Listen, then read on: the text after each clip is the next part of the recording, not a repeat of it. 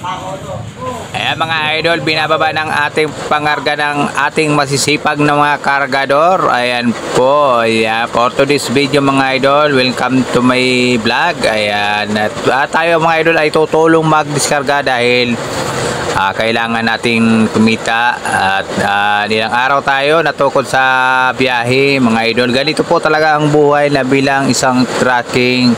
Hindi po lahat ng pagkakataon ay lagi tayong swerte sa biyahe. Talagang dadanasin nyo po ang magpila at matukod sa inyong mga kargahan. Ayan. Shout out po sa mga trucking at sa mga kapwa ko driver.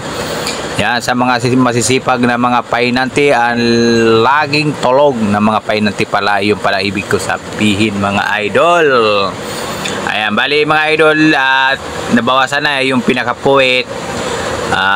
Bali tayo ay katulong diyan. Kung nakikita nyo, ayun, ako'y nauna na. Ayan, shout out sa mga kargador.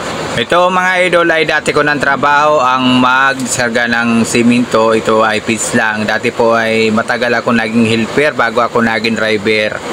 Ayan, kaya hindi ko minamalit ang mga kargador dahil kung wala naman sila, hindi naman mabababa ang ating mga pangarga, mga idol. Kaya saluduan natin ang may kisig ng mga kargador. Kita niya. Okay, sama.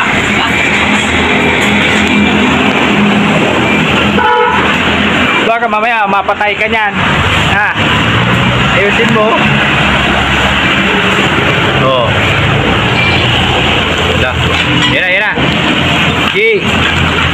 Tumba. Gi, bitaw. Gi. Alag na. Kapag nagtay-tay ka dyan, isa pa. Oh. Ano? Kaya po. Hindi ka na nga makakalakad. Eh mga idol, bali isang load dyan na karga natin mga idol. Talagang medyo inabot din ng ilang oras yan mga idol kasi malayo-layo din na inahakutan mga idol. Kaya medyo matagal-tagal tayo mga idol.